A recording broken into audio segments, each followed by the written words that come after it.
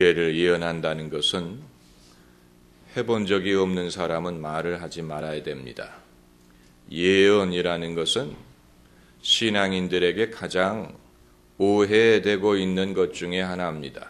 왜냐하면 우리는 예수 믿기 이전에 점쟁이라든가 또 앞날을 점치는 사람들을 만나본 적이 있고 그런 말을 의존해 본 적이 있기 때문에 예수님을 믿은 후에도 예언하면 같은 식의 점치는 것과 또 그런 인간의 운명을 내다보는 그런 식의 말을 생각하기가 쉽습니다마는 성경적인 예언은 이 이방인들 또 믿지 않는 사람들의 예언과 다릅니다. 이 사도행전을 보면 사도 바울이 빌립보에 갔을 때 그 성에 점치는 귀신으로 인하여 점치는 소녀가 있었다고 했습니다. 이 소녀가 사도 바울을 보고 이 사람은 지극히 높으신 이의 지극히 높으신 하나님의 구원의 도를 전하는 사람이다라는 것을 알았습니다. 그래서 바울을 쫓아다니면서 그 말을 했습니다. 이 사람은 지극히 높으신 하나님의 구원을 전하는 분이다. 나중에 바울이 하도 귀찮고 하도 방해가 돼서 그 소녀를 바라보고 예수 그리스도의 이름으로 명하노니 점치는 귀신은 나가라 그랬더니 정말로 그 귀신이 나가고 그 여성이 더 이상 점을 칠 수 없게 됐다는 성경 구절이 있습니다. 그러니까 점치는 귀신이 어떤 귀신인지는 알 수가 없어요. 뭘 보고 점을 치는지 어떻게 앞날을 내다볼 수 있는지는 알 수 없지만 그 여성이 하나님의 영으로 점을 치는 게 아니고 귀신같이 안다는 말처럼 사도 바울이 하나님의 종이라는 사실까지는 알았는데 그렇다고 해서 본인이 하나님을 믿고 예수님을 믿는 게 아니고 사도 바울이 하나님의 종이라는 것은 알았지만 그렇다고 해서 예수님을 경배한다든가 그리스도인이 되는 것은 아니었습니다. 그리고 사도 바울이 예수님의 이름으로 그 귀신을 내쫓았더니 이 여성은 삽시간에 자기가 갖고 있었던 그 능력을 잃어버린 평범한 여성이 되었다고 했습니다.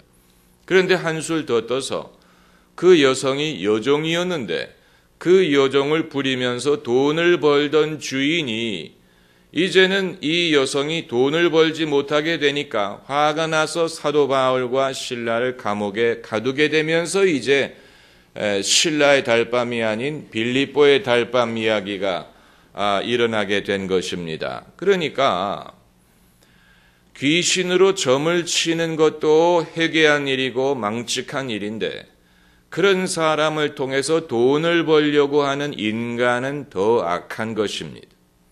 여러분, 우리가 인간의 이런 모든 죄와 악행을 귀신의 탓으로만 돌릴 수 없는 이유는 귀신보다 한술 더 떠서 어떤 방법으로 점을 치고 어떤 역사가 일어나든 간에 그것으로 돈만 벌면 된다고 생각하는 인간의 탐욕이 더 무서운 것임을 알 수가 있습니다. 그런데 성경에도 예언이 9가지 성령의 은사 중에 하나로 등장을 합니다.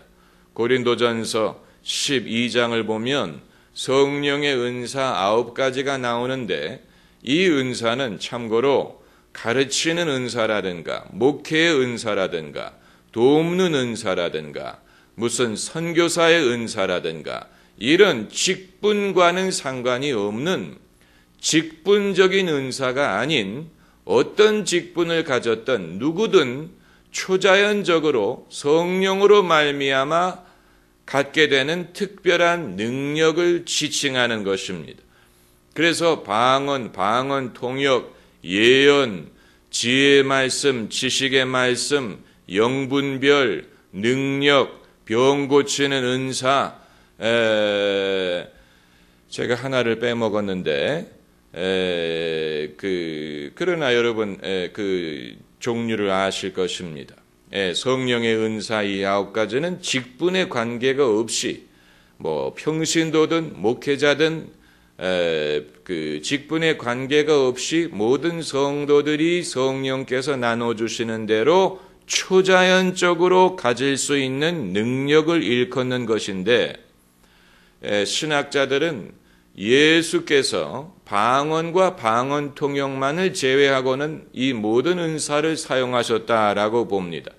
방언과 방언 통역은 예수님이 하셨다는 기록이 없기 때문에 예수님이 그 은사를 가지셨는지 안 가지셨는지를 알 도리가 없지만, 그 외의 은사들은 예수님이 다 소유하셨고, 사도 바울이나 사도 베드로 같은 사람도 이 모든 은사를 다 소유하고 사용했다고 봅니다. 그런데 여기에 예언의 은사가 나와요. 예언의 은사. 이 예언의 은사에 대하여 고린도 교회에도 혼동이 많았습니다. 사도 바울이 고린도전서를 쓰게 된 동기 중에 하나는 특별히 예언과 방언에 대해서 고린도 성도들 간에 혼동이 많았기 때문에 그것을 바로잡을 목적으로 쓴 것입니다. 그래서 고린도전서 12장, 13장, 14장이 한 주제를 말하고 있는데 중간에 13장이 들어가지요. 그래서 내가 모든 비밀을 알고 모든 예언을 할지라도 사랑이 없으면 울리는 꽹과리가 되고, 내가 산을 움직이고 내가 능력을 행할지라도 사랑이 없으면 나는 아무것도 아니요. 이런 사랑장이 중간에 들어간 이유는 성령의 은사를 사랑이 없이 사용하게 되면 그렇게 된다는 말을 하려고 하는 것입니다. 그래서 이 사랑의 중요성, 다시 말하면 교회의 덕이 되고 사람에게 덕이 되고 사람에게 유익한 것은 사랑이 깃들어야지, 사랑이 없는 능력, 사랑이 없는 구제, 사랑이 없는 믿음까지도 사도 바울이 보기에는 유익하지 않고 나에게 유익이 없고 아무것도 아니라, 이런 식으로 고린도 성도들에게 그들이 그동안에 성령의 은사만을 자랑했지, 그것이 사랑과 결별해서 사람이 자기의 능력을 과시하고 자기의 어떤 믿음을 과시하는 식의 그런 교회 덕이 되지 않는 그런 식으로 은사를 사용했다는 말을 하려고 하는 것입니다. 그렇기 때문에 고린도 전서 12장에서 14장까지를 함께 읽어야 되는데, 12장에서 사도 바울이 말하고자 하는 것은 이 은사를 나누어 주시는 분이 하나님이기 때문에 어떤 사람도 자기의 은사가 더 뛰어나다고 말할 수가 없다. 우리 모두는 지체고, 지체가 예를 들어서 손이 발더러 내가 너가 필요 없다 하고 말할 수가 없고, 눈이 귀더러 내가 너보다 더 귀하다 이렇게 말할 수 없고, 모든 몸의 지체가 필요하고 귀중한 것처럼 하나님이 나누어 주신 은사가 서로 다르더라도 그 모든 은사가 다 귀중하고, 누구는 더 은사를 많이 받았기 때문에 VIP가 되는 것이 아니다, 이런 말을 12장에서 하고, 13장에서는 이제 사랑이 없는 믿음, 사랑이 없는 구제, 이런 것의 폐해에 대해서 말하고 사랑의 속성을 말하고, 다시 14장에 가게 되면 좀 더 구체적으로 예언과 방언 통역에 대해서 말을 하고 있는데, 이 예언에 대해서 사도 바울이 지적하는 것은 무엇이냐면, 이것은 구약의 예언과 신약의 예언의 중대한 차이점을 보여주고, 많은 성도들이 평소에 예언에 대해서 잘못 생각하고 있는 부분을 지적하는 것입니다. 우리는 예언하면 앞날을 예측하고 미래의 일을 말하는 것만을 생각을 합니다. 앞날을 예측하고 미래의 일을 말하는 것만이 예언이다라고 생각을 하지만, 사도 바울이 고린도전서 14장에서 지적하는 신약 성경적 예언의 목적과 기능은 무엇이냐면 앞날을 예측한다는 말은 나오지도 않고 안위하고 권면하고 바로잡기 위한 것이다. 이 세 가지 목적을 말합니다. 안위한다는 말은 위로한다는 얘기. 예언을 함으로써 사람의 영혼을 위로한다는 것입니다. 그리고 권면, 이것은 사람이 낙심을 했다든가 사람이 용기를 잃었다든가 사람이 방황할 때 예언을 함으로써 그 사람의 이 영혼의 용기를 불어다주고 힘을 주기 위한 것이고, 그리고 세 번째로 바로잡는 것은 이제 하나님의 뜻을 알려줌으로써 그 사람이 정신을 차리고 또 근신하고 회개하고 또 깨어나게 하기 위한 것이라는 얘기입니다. 이 세 가지 기능 중에 어떤 것도 호기심을 충족시킨다든가 아니면 그 사람이 예언을 들음으로써 무슨 이 미래 투자를 하게 된다든가 예언을 함으로써 그 사람의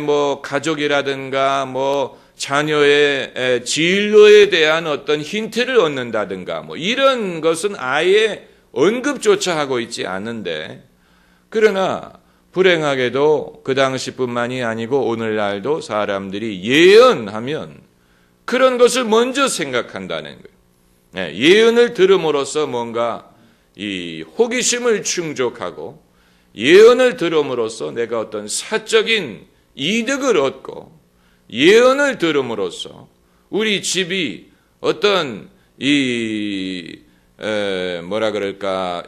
현실적인 문제에 대해서 먹고 사는 문제에 대해서 뭔가 힌트를 얻고 이 방향을 찾을 수 있지 않을까, 이런 식으로 생각을 하지 사도 바울이 14장에서 말한 대로 안위하고 권면하고 또 바로잡기 위한 그 목적에 대해서는 별로 생각하고 있지를 않는 것입니다. 그러므로 예언이란 말은 그 정의를 우리가 다시 해야 되는데, 예언은 미래의 것을 말하는 말이라기보다는 현재의 인간의 상황에 대한 하나님의 입장을 말하는 것이다 라고 보면 됩니다. 현재의 우리의 상황에 대한 하나님의 입장을 평소에는 알 수가 없지요. 내가 지금 당하고 있는 일에 대하여 하나님이 어떻게 보시느냐, 하나님은 거기에 대해서 어떻게 생각하시느냐, 어떻게 판단하시느냐, 어떻게 이해할 것이냐, 이것을 우리는 알 수가 없어요. 그렇기 때문에 염려하고 근심하고 두려워합니다. 그런데 만일 나의 현재 상황에 대한 하나님의 입장을 우리가 알 수가 있다면 하나님은 지금 이 상황을 어떻게 보고 계시며 하나님의 계획 속에 나의 현재 상황이 어떤 역할이 있느냐, 어떤 비중을 차지하느냐, 어떤 의미를 갖고 있느냐, 이것은 예언을 통해서 알 수가 있는 거예요. 하나님이 나는 지금 우리 아이가 성적이 올라가지 않는다든가 누가 아프다든가 어떤 일이 잘 풀리지 않는 것에 대하여 나는 길을 알지 못하고 낙심하고 두려워하고 있는데, 하나님은 염려하지 말라고 하시고 당신의 계획 속에 이것이 있는 것이고, 하나님은 아무개가 돌아오기를 지금 기다리고 계시고, 아무개가 돌아오게 하기 위하여 이러한 시련을 허락하시고, 또 아무개로 하여금 믿음을 갖게 하기 위하여 이러한 시련을 경험하여서 사람을 의지하지 않고 하나님을 신뢰하게 한다든가, 아니면 이 모든 것이 이 시점에 우리나라가 함께 견뎌야 되는 부분이고, 이것이 이제 나라가 좀 더 변화하고 또 구습을 벗어버리고 새로운 가능성을 얻기 위하여 우리 모두가 함께 견디고 인내해야 될 부분이라든가, 이런 식으로 우리가 평소에는 전혀 알 수 없는 하나님의 이 영감과 성령의 도움을 통해서만이 알게 될 수 있는 그런 부분들이 있습니다. 그게 예언이고 그게 지혜의 말씀이고 지식의 말씀이에요. 아마 여러분들 성령의 9가지 은사 중에 예언에 대해서는 많이 들어보셨지만 지식의 말씀, 그게 뭔지 잘 모르실 것이고 지혜의 말씀, 그게 뭔지 잘 모르실 것입니다. 그러나 그것도 성령의 은사고 예수님도 그런 은사를 평소에 대화 중에 사용하셨고, 그리고 모르긴 몰라도 아마 여러분도 그런 은사를 소유하고 계시고 이미 사용을 해본 적이 있는데 그게 뭔지 몰랐을 가능성도 있습니다. 여러분이 이미 그 은사를 받았고 사용을 하고 있었는데 그게 뭔지 몰랐어요. 그렇기 때문에 그게 귀한 것인 줄 모르고 성령의 역사하는 것인 줄 몰랐어요. 모르면 안 되지요. 알아야 성령께서 이런 경우에 이런 식으로 역사를 하시는구나를 알면 그 다음에 그런 역사가 나타날 때 이건 하나님이 하시는 일이구나를 알고 좀 더 그것을 널리 더 확실하게 더 충만하게 충분하게 사용할 수가 있을 것입니다. 여러분, 이것은 사실 누군가가 코칭을 해줄 필요가 있습니다. 이 오늘날 교회 제도가 한 가지 아쉬운 것은 이런 코칭을 할 만한 그런 그 분위기와 제도가 갖춰져 있지 않다는 사실입니다. 그런데 이것은 누가 코칭을 해주지 않으면 자기 스스로 배운다는 것은 극히 어렵습니다. 아니 불가능에 가깝다고 보면 됩니다. 누군가가 할 줄 아는 사람이 여러분에게도 그런 은사가 나타난다는 것을 감지하고 여러분을 격려해서 그 은사를 사용할 수 있도록 하고 또 실수하는 부분, 부족한 부분을 지적을 하고 예배당에 앉으시기 바랍니다. 앉으세요. 앉으세요. 자, 저를 보세요. 자, 이걸 해주지 않으면 사람이 예컨대 예언이다, 처음 보는 사람들 앞에서 예언을 한다, 이거 어떻게 엄두를 낼 수가 있겠습니까? 엄두 내지 못하지요. 엄두를 못 냅니다. 만약에 내가 틀리면 어떡하나, 사람들이 내가 건방지다고 생각하면 어떡할까, 내가 도를 넘으면 어떡할까, 사람들이 나를 이상하게 보면 어떡할까, 이런 염려 때문에 사람이 성령의 영감이 자기에게 임해서 뭔가 속에서 뭔가 말이 나오고 무슨 말을 하고 싶어도 그건 하지 못하는 경우가 많아요. 그리고 처음부터 100% 잘하는 사람은 아무도 없습니다. 실수를 할 수가 있고 어떤 경우에는 빗나갈 수가 있는데 그럴 때 그 사람을 탓하지 않고 또 비판하지 않고 바로 잡아줄 수 있는 코칭해 줄 수 있는 사람이 있으리라는 보장이 없습니다. 이런 것은 사실 경험을 통해서 배우는 것인데 제가 미국의 풀러 신학교를 다니고 있을 때 한 번은 채플 시간에 한 학생이 일어나서 먼저 기도를 하고 하나님, 제가 지금 성경에 있는 말씀대로 방언을 하려고 하는데 이 방언을 누군가가 통변을 하게 해 주십시오 라고 기도를 하고 그리고 그냥 방언을 했어요. 그런데 그 통변을 제가 받았어요.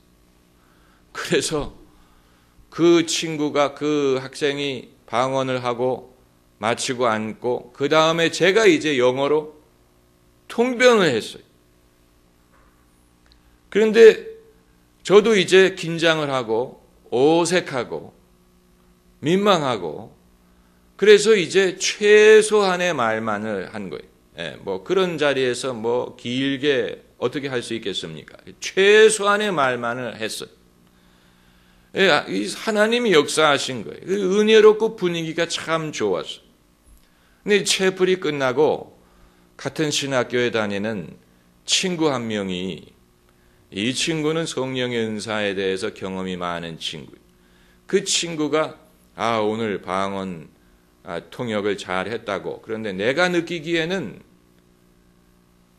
통변을 다 하지 않고 남긴 부분이 있는 것 같다. 이렇게 지적을 해 주었습니다. 제 생각도 그랬어요. 제 생각도 뭔가 좀 남은 부분이 있지만 민망하기 때문에 최소한의 말만을 했는데 그 친구가 그 사실을 지적을 해 주었다는 것은 저에게 굉장히 큰 도움이 됐어요. 내가 그 순간에 느낀 것이 옳은 것이었구나. 내가 통변을 하면서도 남긴 부분이 있다. 이게 충분하지 않다고 내가 스스로 느꼈는데 그것이 옳은 판단이었구나 하는 확인이 된 것입니다.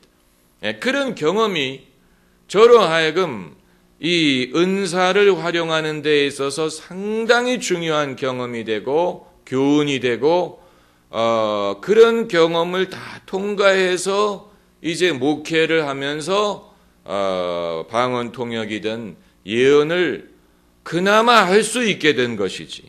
만일 그런 경험들이 전혀 없고 아무도 이걸 가르쳐 주지도 않고 바로 잡아주지 않았더라면 아예 사장이 되었다든가 아니면 빗나갔을 것입니다. 사실 빗나가는 것처럼 위험한 게 없습니다. 그래서 아마 제가 스스로 저의 어떤 제 자신에 취해서 만나는 사람마다 이상한 말 했을 것입니다. 내년 이맘때 아들을 주신답니다. 자식을 신학교에 보내시랍니다. 이런 식으로 만나는 사람마다 이제 책임질 수 없는 말을 하면서 돌아다녔을 거예요. 왜냐하면 어느 누구도 이런 것의 어떤 위험성이라든가 조심스러워야 될 필요라든가 절제와 분별에 대한 필요라든가 그리고 성령이 역사하실 때에 마귀도 함께 역사해서 미혹의 영을 시험을 받을 수 있다는 것을 알려준 사람이 없었다면 아마 저는 제가 가진 능력이 전부고 최고라고 생각을 하고 사방에 책임질 수 없는 말을 해서 많은 사람들에게 피해를 주고 얼마 지나지 않아서 제 자신이 완전히 거짓 선지자로 평판을 받게 될 수도 있었을 것입니다. 아주 위험한 일이죠. 아주 위험한 일이에요. 그렇기 때문에 성령의 은사에 대한 성도들의 호기심, 또 사모하는 마음만큼 거기에 대한 오용, 남용, 무절제, 또 무분별함의 위험도 존재를 합니다. 그럼 어떻게 하라는 얘기냐? 성령의 은사를 소유하더라도 성령의 열매와 같이 가야 됩니다. 성령의 열매도 9가지. 사랑과 희락과 이렇게 그 중에 절제, 온유, 친절, 양선 이런 모든 것이 성령의 은사와 같이 동행을 해야 이 사람이 인격적으로도 그리스도를 닮고 또 사역의 면에서도 그리스도를 닮을 수가 있는 것입니다. 할렐루야.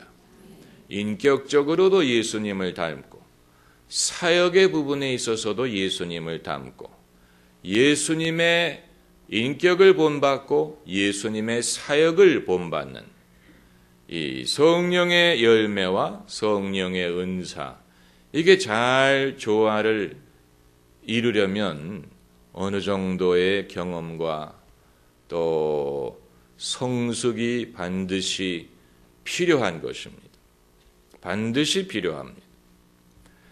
여러분이 앞날이 답답해서, 앞날이 보이지 않고 마음이 답답해서 누군가가 예언을 해주기를 바라는 그 마음은 모든 사람들이 그런 마음을 느낄 때가 있지요. 그 사울도 나귀를 잃어버렸을 때 사무엘 선지자를 찾아갔고, 다윗 왕도 전투에 나가기 전마다 이 두림과 우림으로 나갈까요? 하나님이 우리에게 승리를 주시겠습니까? 이걸 하나님께 여쭤보고 갔습니다.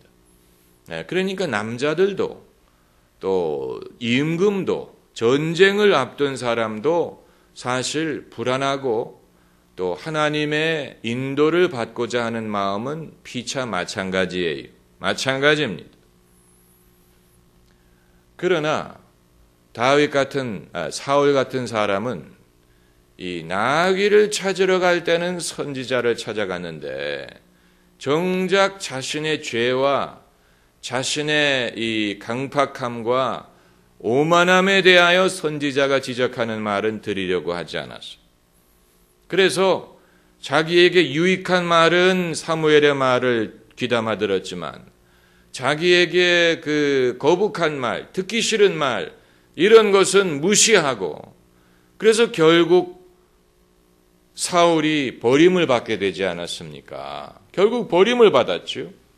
다윗도 이 전쟁에서 이기겠습니까? 우리가 나가서 싸울까요? 이런 데만 하나님의 인도를 받은 게 아니고, 그도 선지자가 찾아와서 듣기 싫은 말을 하고 그의 아픈 부분, 잘못한 부분을 들춰낼 때 다윗은 그것을 받아들였죠. 내가 여호와께 범죄했다 하고 인정을 하고 회개를 하고 자기의 그 듣기 싫은 말도 받아들였어요.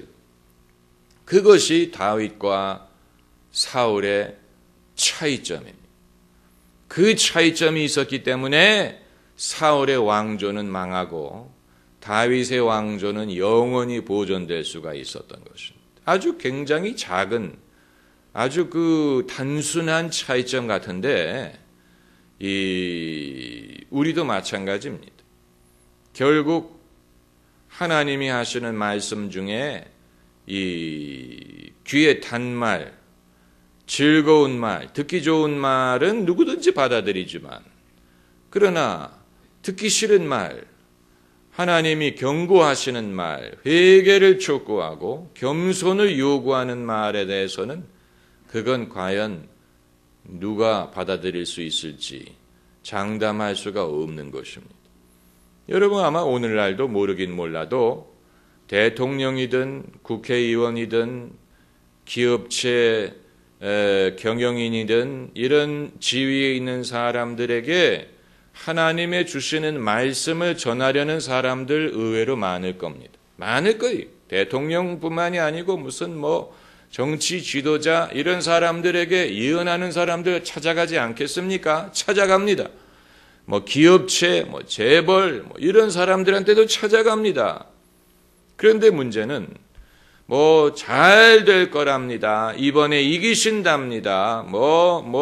당선되신답니다. 이런 말은 아마 쌍손을 들고 환영을 하겠지만 이번에는 참으시랍니다. 이번에는 인내하시랍니다. 이번에는 아니랍니다. 요다음 번을 기다리시랍니다. 이런 말을 과연 몇 명이나 받아들일 수 있을지. 과연 사람들이 그런 말을 받아들이고 그걸 받아들이고 정말 내가 이번에는 마음이 굴뚝 같더라도 내가 이번에는 차기를 기다려야 돼, 내가 준비를 해야 되겠구나. 이런 생각을 과연 하는 사람이 몇 명이나 있을지 알 수가 없죠. 알 수 없습니다.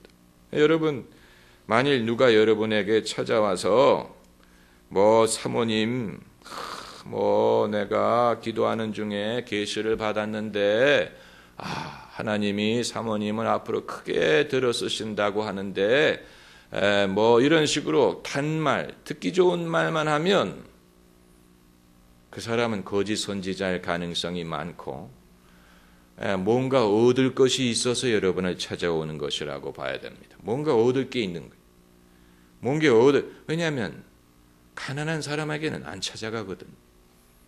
가난한 사람에게 선지자가 찾아가는 거 보셨어요? 이 뭔가 있는 사람에게 찾아가죠. 그건 그 사람이 얻을 것이 있다고 생각하기 때문에 뭔가 얻으려고 하는 거예요. 벌써 그게 수상한 거예요. 거기에 뭔가 불순한 동기가 있는 거예요. 그걸 볼 수 있어야 돼. 그걸 볼 수 있어야 됩니다. 저 사람이 설사 저 사람에게 영적인 능력이 있다고 하더라도 동기가 깨끗하지 않기 때문에 내가 그 영을 신뢰할 수 없다. 이런 식의 그 분별력이 여러분에게 있어야지. 그러지 않고 그냥 분위기와 그 어떤 그 들썩들썩하는 거기에 이제 취해가지고 따라가게 되면 당장은 모르더라도 나중에 시간이 지나면서 열매가 과연 좋지 않다는 것을 알 수가 있게 될 것입니다. 자, 그래서 이제 성경의 예언을 해보지 않았으면 말을 하지 말아야 됩니다. 예언은 미래에 대한 예언, 미래라는 말은 문자 그대로 아직 오지 않았다는 얘기입니다. 그래서 미래입니다. 아직 오지 않았어요. 그렇기 때문에 미래에 대해서 예언하는 것이 거울을 들여다보는 것처럼 마치 그 무슨 영화를 보는 것처럼 명확하다고 생각하면 그 사람은 예언을 모르는 것입니다. 성경의 어느 누구도 미래에 대한 예언을 영화 장면을 보는 것처럼 명확하게 한 사람은 없고 다 부분적으로 하고 이 퍼즐을 맞추는 것 같고 추상화를 보는 것 같고 상징적이고 또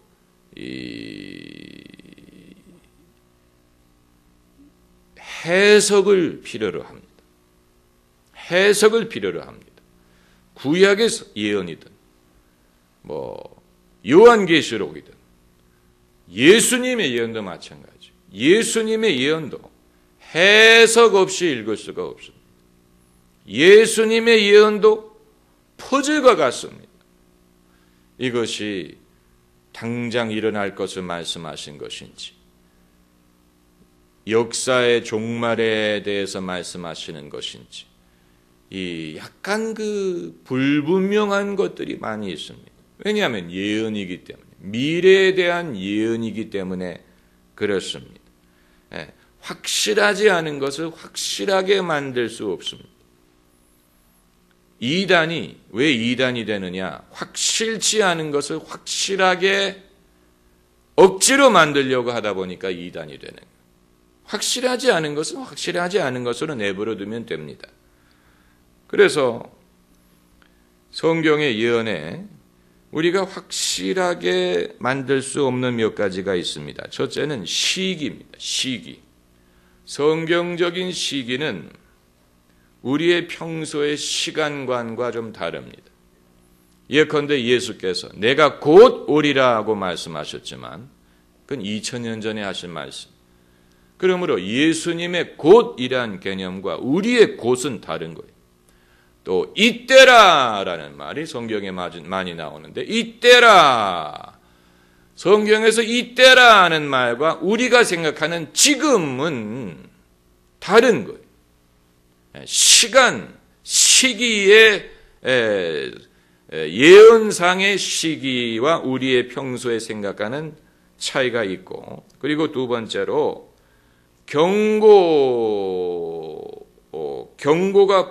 경고에 대한 의미도 그렇습니다. 하나님이 경고를 하실 때 이것이 경고하신 대로 이루어질 것인지 아니면 사람의 반응에 따라서 변동될 수 있는 것인지가 불확실할 때가 있습니다. 그 대표적인 예가 니느웨 성에 찾아간 요나 선지자의 예언. 요나 선지자에게 하나님이 분명히 며칠이 지나면 너희가 망한다라고 예언하게 하셨어요. 며칠이 지나면 망한다. 그런데 그 예언을 니느웨 사람들이 듣고 어떻게 했습니까? 회개했어요. 임금으로부터 짐승까지 금식하게 하면서 회개했더니 하나님이 경고하신 것을 이루지 않았어요. 예언에는 이와 같은 속성이 있습니다. 하나님이 경고의 목적으로 하신 예언은 사람이 어떻게 반응하느냐에 따라서 결과가 달라질 수가 있는. 소돔과 고모라를 멸망시키러 천사가 갈 때 아브라함이 만일 의인 10명이 있다면 멸망시키겠습니까? 그랬더니 이 의인 10명이 있으면 멸망 안 시킨다 그랬어요. 소돔과 고모라가 망하기는 했지만 의인 10명이 있었다면 별개의 문제가 되었을 것입니다. 그리고 또 하나는 이제 이게 언제 적용할 것이냐가 불분명합니다. 지난주에 말씀드린 대로 당장 적용해야 된다는 얘기냐, 아니면 이 훗날에 적용해야 되는 것이냐, 아니면 역사의 종말에 적용하는 것이냐, 그게 섞여 있어요. 오늘 본문에서도 섞여 있어요, 그게. 그렇기 때문에 예언이 어려운 것입니다. 당장 일어나는 일들도 있습니다. 회당에 끌려가는 것, 사람들이 너희를 회당에 넘겨주겠고 매질하겠으며, 이런 것은 당장 이루어졌지요. 또 이 14절에 멸망에 가증한 것이 서지 못할 곳에 선 것을 보거든, 그건 이 로마의 장군이 예루살렘 성전에 들어가서 거기에 이제 우상을 세운 사건이 발생을 했죠. 이후에 발생을 했어요. 그러니까 당장 이루어진 일입니다. 그러나 이 이후에 대대손손 이루어질 그 어느 시대에든 발생할 수 있는 그런 일도 있습니다. 예컨대 너희가 내 이름을 위하여 모든 사람에게 미움을 받을 것이라 라든가, 또 형제가 형제를, 아비가 자식을 죽는데 내어주며, 이런 것은 한 시대만 있는 게 아니고 그런 아주 극심한 그런 갈등과 핍박이 일어난 때는 종종 역사적으로 있습니다. 그리고 종말에 이루어질 그런 얘기가 있습니다. 종말에 이루어질 일, 그것은 이제 10절에 복음이 먼저 만국에 전파되어야 할 것이라. 이건 당장 이루어질 수 있는 게 아니었죠. 또 아직도 이루어지지 않았죠. 복음이 아직 만국에 전파되지 않았죠. 장차 이루어질 것입니다. 이런 식으로 이 퍼즐을 짜맞추는 것처럼 예수님이 하신 예언이지만 시점, 어느 시점에 적용할 것인가가 섞여 있기 때문에 이것은 한 가지로만 해석할 수 있는 것이 아닙니다. 그러면 이렇게 예언이 복잡하고 어렵고 불확실한데 그럼 예언이 무슨 소용이 있습니까? 예언이 무슨 유익이 있습니까? 이런 질문을 하실 분들이 있으실 텐데, 예언은 반드시 필요한 것입니다. 먼저 준비하기 위해서 필요합니다.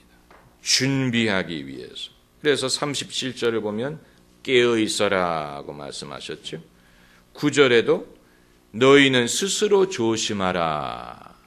조심하게 하기 위하여 예언이 필요한 거예요. 사람이 조심하고 준비하고 그리고 이 회개와 믿음을 촉구하기 위해서 예언이 필요한, 너희가 이 미련한 처녀들처럼 되지 말고 이 지혜로운 처녀처럼 등에 기름을 준비하고 있으라. 이게 뭡니까? 언제 신랑이 오실지 모르기 때문에 준비하라는 이 회개와 믿음을 촉구하는 것이죠. 예언이 없다면 사람들은 만사태평하게 살았을 것입니다. 만사태평하게 무슨 염려가 있냐, 염려할 필요 없다, 이런 식으로 만사태평하게 사람이 영혼의 깊은 잠에 빠졌을 것입니다. 그리고 이제 오늘 본문에서 건질 수 있는 몇 가지 미래에 대한 단서를 보겠습니다. 오늘 본문에서 예수님의 말씀에서 건질 수 있는 몇 가지 미래에 대한 단서. 첫째는 기독교 신앙과 기독교인에 대한 극심한 박해와 핍박. 그것을 예수님이 예언하셨어요. 종교적인 차원에서 핍박이 있고 세속적인 차원에서 핍박이 있을 것이다 라고 말씀하셨어요. 그래서 너희를 회당에 끌고 가고 공회에 끌고 간다는 말은 종교적인 차원에서의 핍박, 그리고 너희가 임금 앞에 서게 될 것이다 라는 말은 세속적인 차원에서의 핍박, 엄청난 핍박을 예언하셨고, 두 번째는 그럼에도 불구하고 복음의 생명력과 능력을 막을 수 없을 것이다 라는 뜻입니다. 그게 바로 10절에 복음이 먼저 만국에 전파되어야 할 것이니라. 이건 놀라운 일입니다. 사람들이 그렇게 싫어하고 미워하고 핍박하고 매질을 하고 목에 가두고 죽이고 그러는데도 불구하고 복음이 정지되지 않고 복음이 위축되지 않고 만국에 전파될 것이다.